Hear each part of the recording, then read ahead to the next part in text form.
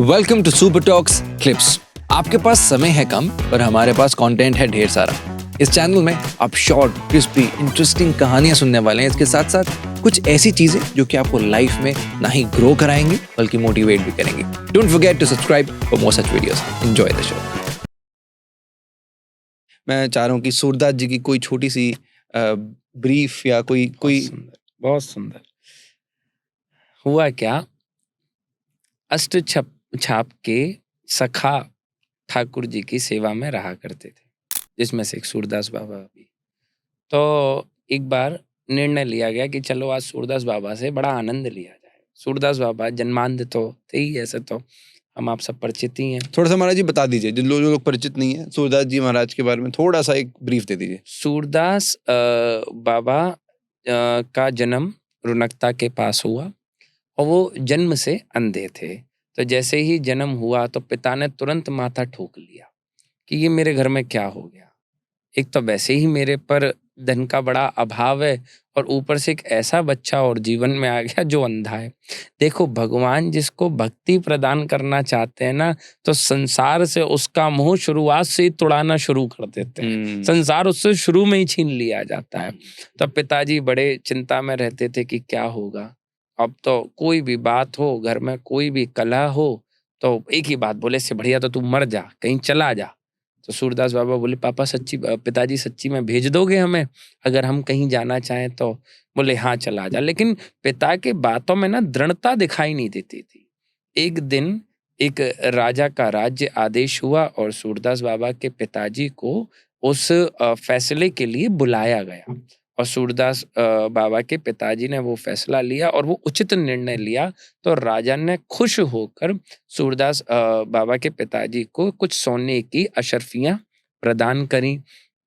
और वो बड़े नाचते कूदते आए कि आज तो मेरे जीवन का सारा दरिद्र मिट गया, मुझे इतना धन प्राप्त हो गया कि अब मेरे जीवन में आराम से मैं अपना जीवन बैठकर काटूंगा, चलाऊंगा। इस आनंद में वो सूरदास बाबा के पिताजी लौटते हुए अपने घर पहुंचे, अपनी अर्धांगिनी को दिया और बोले, इसको छुपा कर रख दे, इसको ये बाद में काम आएगा। अब मुझे धन मिल गया, हमारा जीवन भी आराम से कटेगा।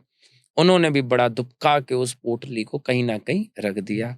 महाराज आया पीछे से चूहा, और चूहा आकर उन्होंने दांत से सूरदास बाबा की, वो उनके बाबा की रखी हुई पोटली को पकड़ा और खींचकर अपने बिल में ले गया। अगले दिन वो पहुंचे, बोले ला धन कहाँ है, आगे के कार्य करें। वो गए तो वहां धन नहीं। अब तो घर में ऐसा विलाप हो, घर में ऐसा रुदन हो, रोना पीटा हो कि भैया कहाँ गए पैसे, कहाँ गए। इतने में सूरदास बाबा आए, बोले बाबा क्यों चिंता कर रहे हो, क्या हुआ मुझे बताओ। बोले तुझे क्या बताऊं, मैं पहली परेशान हूं, तू भाग जा यहाँ से। उनको डांटने लगे। बोले धन के लिए ही तो परेशान हो। अब तो एकदम से वो चौंके। तो उन्हें क्या लगा कि कहीं बाबा ने ही थैली जेब में ना धर ली हो। बोले तूने लिए क्या, सही सी बता। बोले नहीं, एक काम करो, छत के उस कोने पे जाओ और वहां ढूंढो, वहां आपको मिलेगा। लेकिन शर्त ये है कि अगर मिल गया तो मुझे यहाँ रहने की आज्ञा नहीं मिलेगी, मुझे तुरंत इस घर से निकाल दिया जाएगा। बोले तू धन तो छोड़, तू ऐसे ही चला जा। वो बोले धन मन मिलना तो छोड़, तू ऐसे ही चला जा। बोले ठीक है, लेकिन अपने वचनों से मत पलटना। बोले नहीं पलटूंगा। ऊपर गए, उन्होंने ढूंढा, उन्हें उसी चूहे के बिल पे सूरदास बाबा के बताए हुए स्थान पे, वैसे तो वो अंधे, लेकिन उन्होंने जो स्थान बताया वहां उस धन की प्राप्ति हो गई। अब तो पिता को बड़ा आश्चर्य कि ये कैसा चमत्कार। तो उन्होंने खूब चरण पकड़ने की कोशिश करी। सूरदास बाबा बोले मैंने पहले ही वचन ले लिया था कि मैं चला जाऊंगा। और वो वहां से चलने लगे। पहले बड़े वियोग के पद और भाव गाया करते थे। जीवन पर कृपा हुई तो महाप्रभु वल्लभाचार्य जी से सूरदास बाबा की भेंट हुई। तो सूरदास बाबा को मुख्य सखागणों में महाप्रभु वल्लभाचार्य जी ने अपना स्थान प्रदान करा। तो एक दिन उनके सखाओं का मन हुआ कि आज सूरदास बाबा से आनंद लिया जाए, क्योंकि वो जैसे दर्शन खोलें, अंधे होने के बाद भी सूरदास बाबा वैसे ही श्रीनाथ जी के पद गा दें। तो आज तो क्या करा कि एक काम करो कि जब आज मंगला के बाद दर्शन खुलेंगे तो श्रीनाथ जी को हम कोई वस्त्री नहीं पहनाएंगे, और फिर देखते हैं कि सूरदास बाबा क्या करें, कैसे सुंदरता का वर्णन करें, कौन सा पद गाएं। क्योंकि उनको ये लगता था कि कोई ना कोई ऐसी क्या लीला है जो समझ में नहीं आ रही, जो सूरदास बाबा पहचान जाते हैं। तो जैसी तो झांकी खुली, सोई सूरदास बाबा बोले आज हरि हम देखें नंगम नंगा। आज हमने ठाकुर जी को कैसा देखा है, आज महाराज हमने अपने लाला को नितंग नंगा देखा है। और इसी आनंद में मदांग होके सूरदास बाबा श्रीनाथ जी मंदिर से निकले। वैसे तो ठाकुर जी खुद हाथ पकड़ के ले जाया करते थे, लेकिन आज ना जाने क्या हुआ कि एकदम से किसी कुएं से टकराए और उसमें गिर गए नीचे।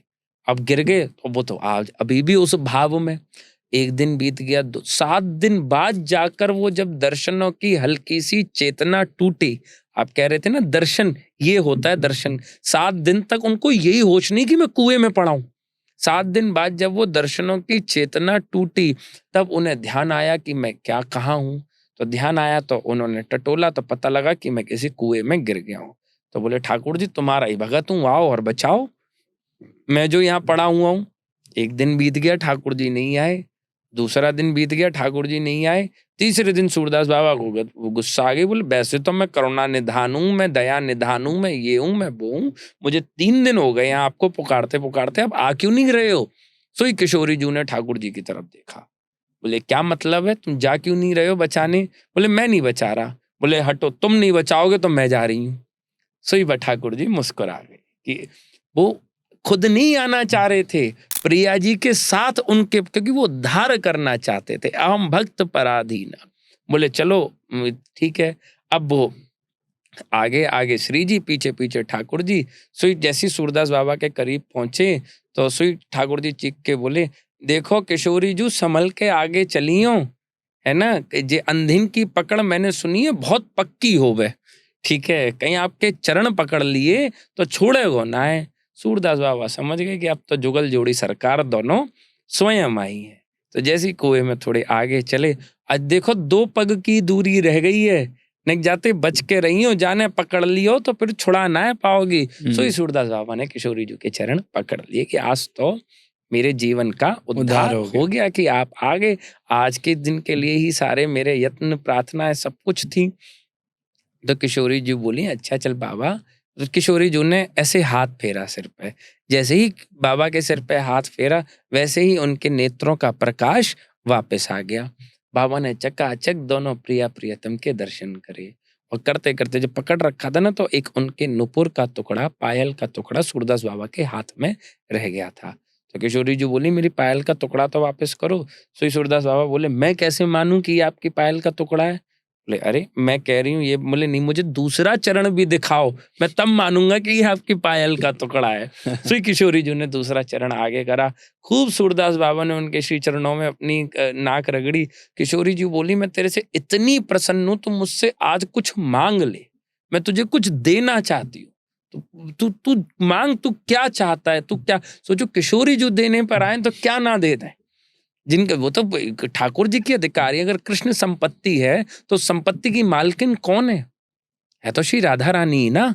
तो बोले तू मांग, तू क्या मांगता है। तो सोचो मांगने को तो भगवान कृष्ण भी मांग लेते, लेकिन पता है क्या मांग रहे हैं कि मुझे दोबारा अंधा बना दो। जिन नेत्रों ने आप दोनों के दर्शन कर लिए, अब वो दुनिया में और क्या ही देखेगी महाराज। ये सूरदास बाबा का चरित्र है।